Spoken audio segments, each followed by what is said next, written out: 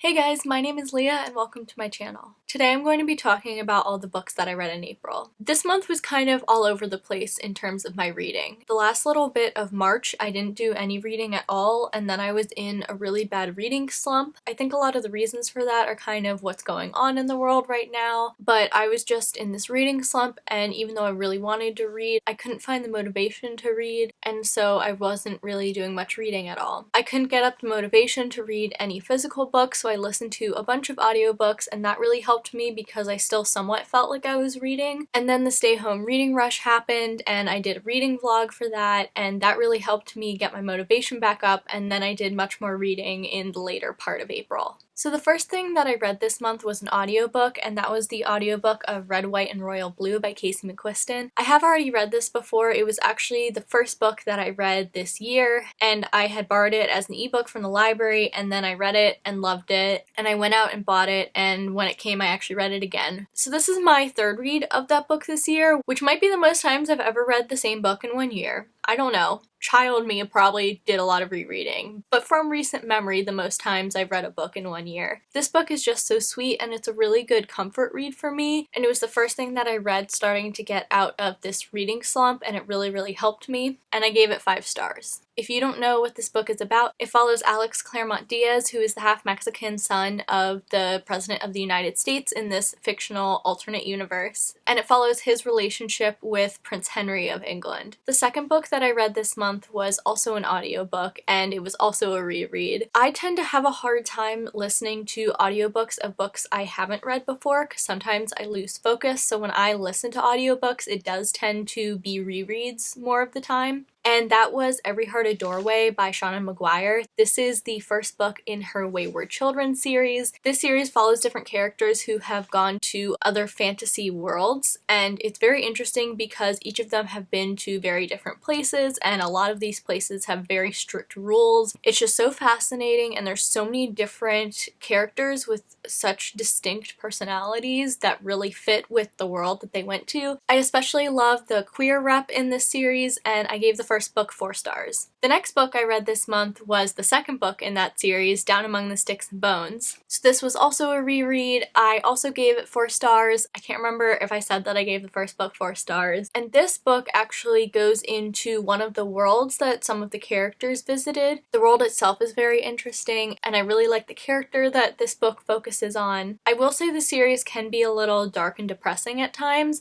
but it's so intriguing. And this book just opened up so many possibilities with that world and these characters, and it's so interesting. The next book that I read was an audiobook again, and it was also a reread of a different series. This was Sandry's book by Tamara Pierce. This is a fantasy middle grade series taking place in the world of Emelon. The majority of Tamara Pierce's books take place in the world of Tortall, and those are more of the ones that I've read, but I want to read more of the Emelon books because I've only read books from this first series, and she has a lot of others in this universe, and I really want to get to them, so I wanted to reread the audiobooks. This series follows 4 kids who all have really strong magical abilities and start training at this place called the Winding Temple, and they all start training with some mages who know much more about magic than they do, and they all become friends. And I really like each of these kids, and you get some really good character development from all of them, and so each of the 4 books in the series focuses on a different one of the kids. So this first one is Sandry. This is just a really cute fantasy series, and I love the friendship between all of the kids. I gave this 3 stars. And then the next book that I read was the second book in that series, Triss's book. I like this one about the same as I like the first book in the series. I really like getting to focus on a different character and their magic and learning more about how magic works in this world. I also listened to the audiobook of the third book in the series, Daja's book, later on in the month, but I'll go ahead and talk about it now since I'm talking about the series. I think this book is my favorite of the series, although I don't remember that much about the 4th book, but I really love Daja's character, and I like some of the plot points that happen in this book. I will say sometimes I feel like these books can be a tiny bit slow, but they're middle grade fantasy and they're fun, and I enjoy reading them, and I really needed some cute little audiobooks to listen to. I was going to listen to the 4th book in the series, Briar's book. I actually started it in April, and then yesterday I decided to keep listening to it. But a huge plot point in the book is that there's this mysterious sickness going around, and a couple of the characters have to be in quarantine because they were exposed to it, and I can't read that right now. I don't know when I'm going to be able to read that. I just don't want to read anything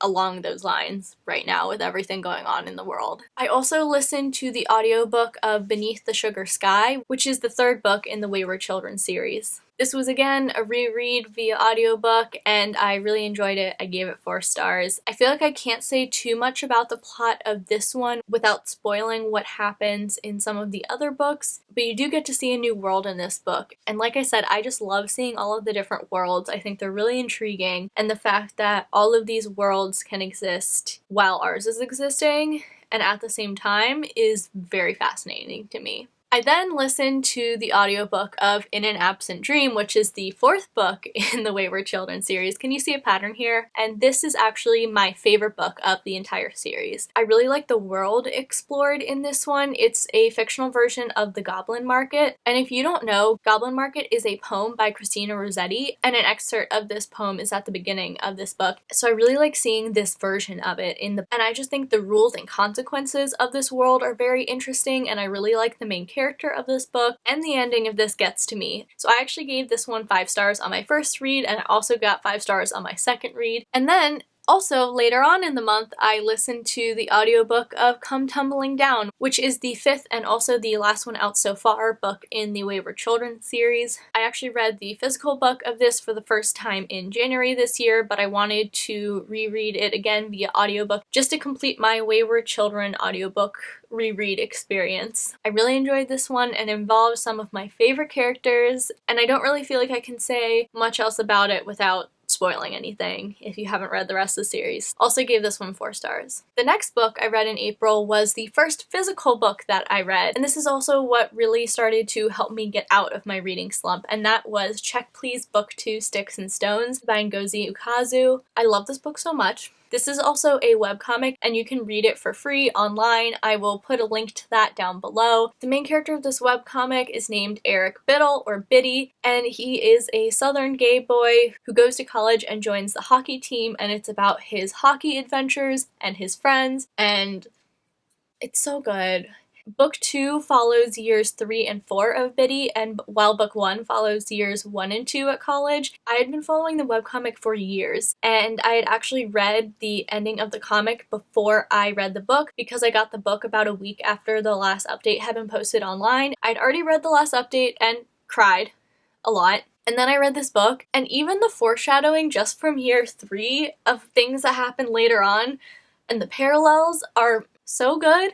I'm literally starting to tear up right now just thinking about the ending and what an amazing storyteller Ngozi is. She's amazing. She's a genius. Everyone should read this. It's so cute and also emotional, and it made me feel so many things.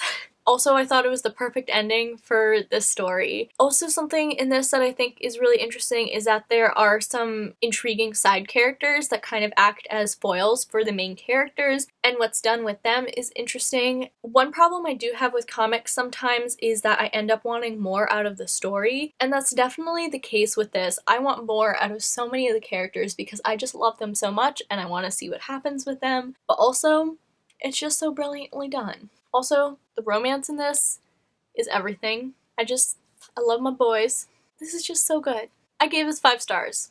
Everyone should read this. The next thing I read was actually also a graphic novel, and that was The Adventure Zone, Here There Be Gerblins. This is a adaptation of the Adventure Zone podcast, which is a Dungeons & Dragons podcast I've been listening to. I talk more about this in my Stay Home Reading Rush vlog, so I'll just kind of summarize it really quickly. There are 3 main characters, which is 2 of the McElroy brothers and their father, and their other brother is the DM of the D&D campaign. And there's Taco, who's an elf wizard, Merle, who's a dwarf cleric, and Magnus, who's a human fighter. It follows their party's D&D adventures, and it's just so fun and cute. And one thing I really enjoyed about this adaptation is this is the first story arc in the Adventure Zone podcast, and I think they were really trying to find their footing then, and so parts of it do drag on a little bit, which is all condensed in this graphic novel. So I actually enjoyed how the plot was condensed, though I will say I think if you're going to read this, you should listen to the podcast because it's really good and it gets even better after this first story arc. And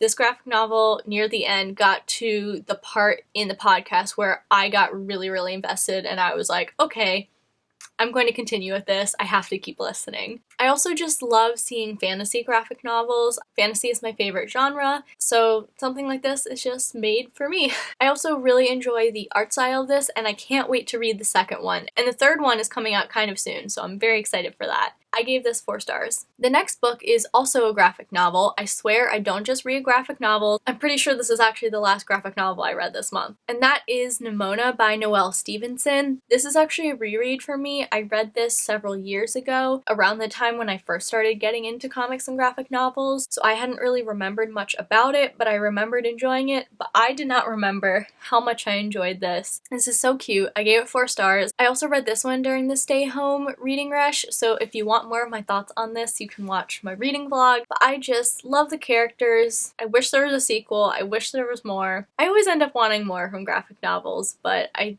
really enjoy them, so I'm going to keep reading them. The main character in this is a shapeshifter, Nimona, who asks to become the sidekick of the supervillain named Lord Blackheart. And there's also this hero, Sir Ambrosius Goldenloin, who is trying to stop them. And there's also an organization that he works for, which really factors into the plot. And it's really interesting. It has good characters and character relationships, and I really adore this. I gave this 4 stars. The next book that I read was House of the Scorpion by Nancy Farmer. As you can see, I had a lot of thoughts about this book. I don't always tab my books up, but it's something that I've tried doing more lately, and I really like doing it, but it does take me a lot longer to read when I'm tabbing it up because I write little notes on them, like this.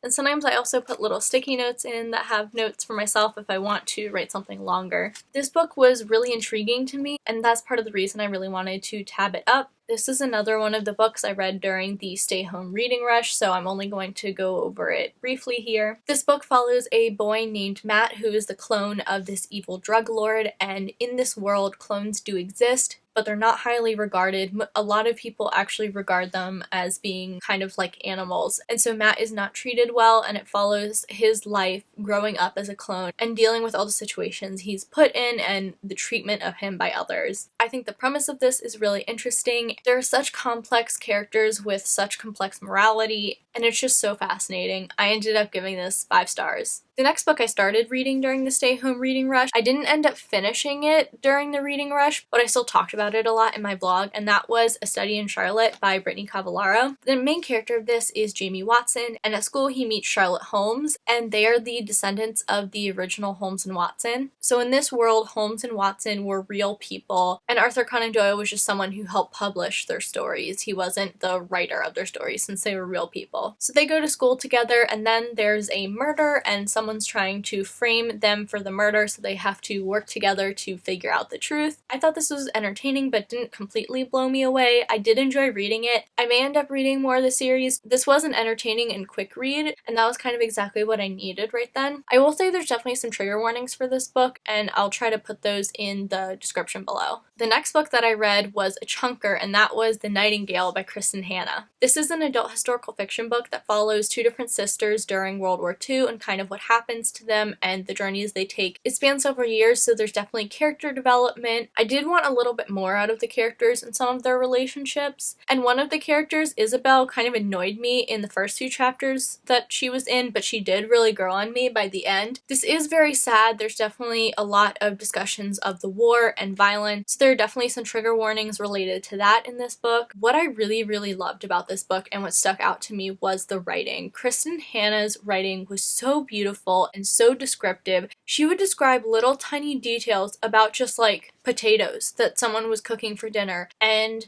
I could picture them so vividly in my mind, and I wanted to eat those potatoes. And I feel like normally I would not care about food descriptions and it would actually kind of annoy me, but in this case I wanted more. Like, I wanted to know more about those potatoes. I definitely want to read more Kristen Hanna and more historical fiction in general because I do really enjoy it, but her writing was just stunning. It was beautiful, atmospheric. I could picture everything. Also, this was such a dense book that I was really worried to get into it because sometimes historical fiction can be a little slow, but I was engaged from the very beginning. I won't say this is like super action-packed, but it kept me intrigued the whole time, and I actually read it pretty quickly. I also cried at several points during this book, and the last 4 chapters had me sobbing. I actually took a picture of me crying at like 2 a.m. in the morning because of this book. I was crying so hard, I had to take my glasses off, and then I was reading with the book this close to my face because I couldn't see. Everyone should read this book, but also know that it's sad, so you have to be in the right mindset to pick it up. I also buddy read this with a few people on Twitter, and I really like seeing other people's reactions to things and whether or not people have the same reactions to certain plot points or whether they cried as hard as I did. The next thing that I read was an audiobook of Hamlet by William Shakespeare. This was a full cast audiobook, which I really enjoyed because it was just like listening to a production of it. I really like Hamlet. It's not in my top 3 Shakespeare plays, but it's definitely just below that. I actually listen to it right now because I work in theater, and me and most of my friends aren't really working or are working differently or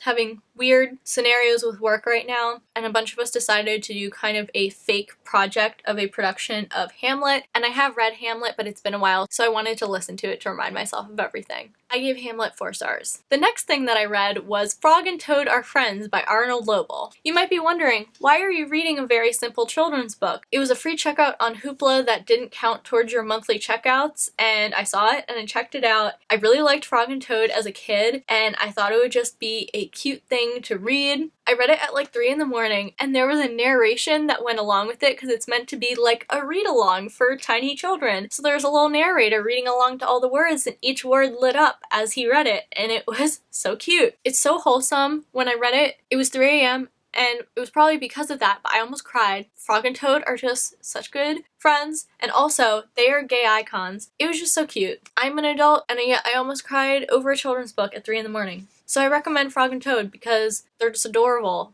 The next thing that I read was an ebook of To All the Boys I've Loved Before by Jenny Han. I have read this before. I've read this and the second book in this series, but I want to reread them. I don't really remember much of the books, even though I have seen the movies, but I know some of what happens in the books is different from the movies, and I want to read the 3rd book before the movie comes out. I think this series is cute. I ended up giving it 3 stars. I think it's an enjoyable read. I do have some problems with some things that characters said in the book that I felt like weren't really addressed, or like a statement wasn't made about them, and they just kind of felt weird to me. I'm gonna read you a couple quotes. This is the main character, Laura Jean, talking, and she's talking about telling someone a lie. And she says, "That's the biggest lie I've ever told him. Even bigger than the lie about my so-called dead twin Marcella. Until a couple years ago, Josh thought I had a twin sister named Marcella who died of leukemia."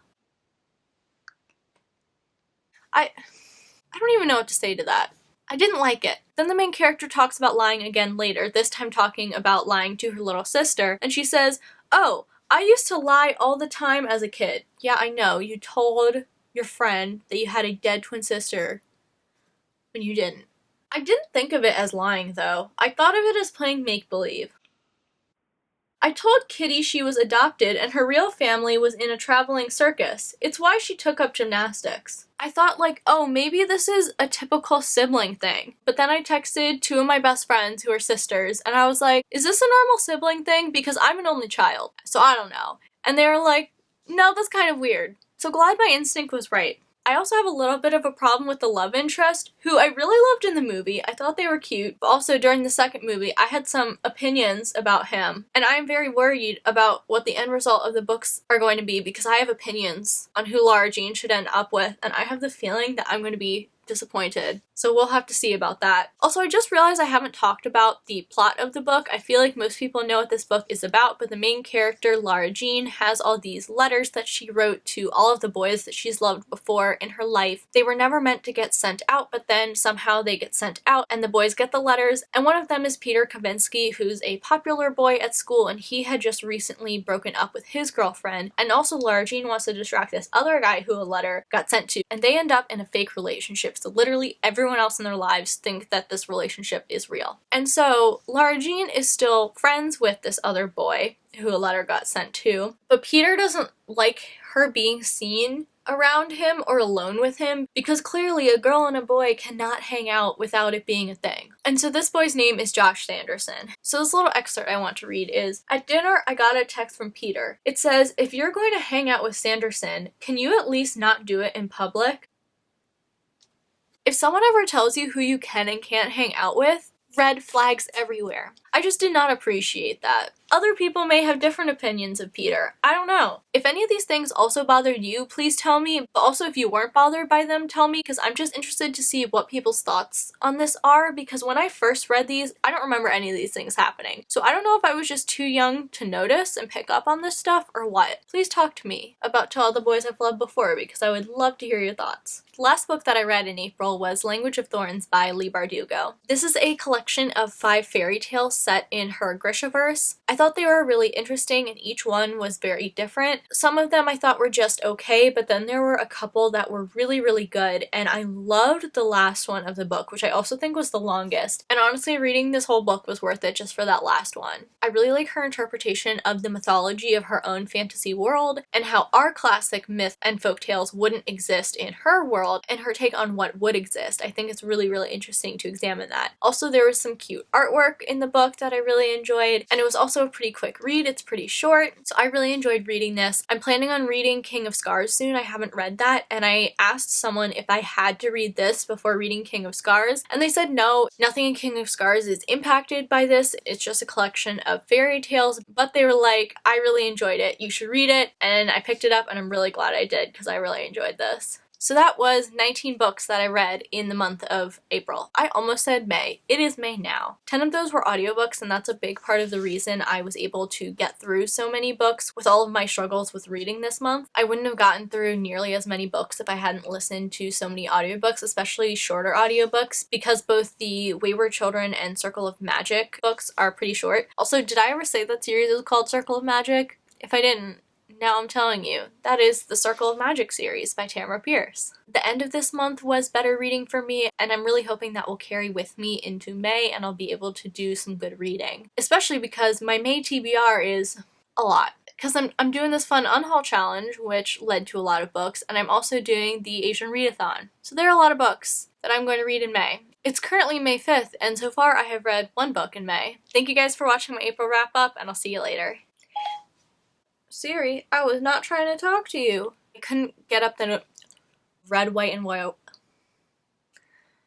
Whale? Moment. Siri, I'm not trying to talk to you. And that was the Adventure Zone. Here they are. Why do I keep burping during my videos?